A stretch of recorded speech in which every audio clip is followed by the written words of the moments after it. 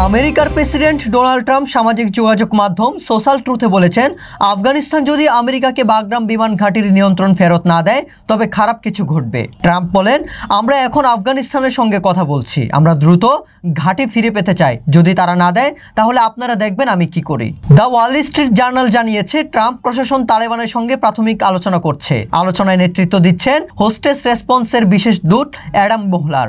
আলোচনায় বন্দি বিনিময়, অর্থনৈতিক ব্যবস্থা এবং নিরাপত্তা বিষয়গুলো অন্তর্ভুক্ত রয়েছে। ট্রাম্পের এই হুমকির জবাবে ইমারতে ইসলামিয়া আফগানিস্তান জানিয়েছে, তাদের কাছে দেশের স্বাধীনতা ও ভৌগোলিক অখণ্ডতা সবকিছুর চেয়ে বেশি গুরুত্বপূর্ণ। এক বিবৃতিতে আফগান সরকার বলেছে, আমেরিকার সঙ্গে হওয়া সব দ্বিপাক্ষিক আলোচনায় স্পষ্ট করা হয়েছে যে ইমারতে ইসলামিয়ার জন্য আফগানিস্তানের স্বাধীনতা ও ভৌগোলিক অখণ্ডতা সর্বাধিক গুরুত্বপূর্ণ।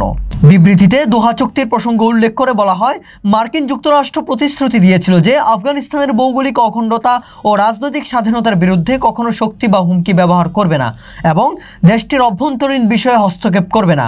আমেরিকার উচিত এ প্রতিশ্রুতি মেনে চলা।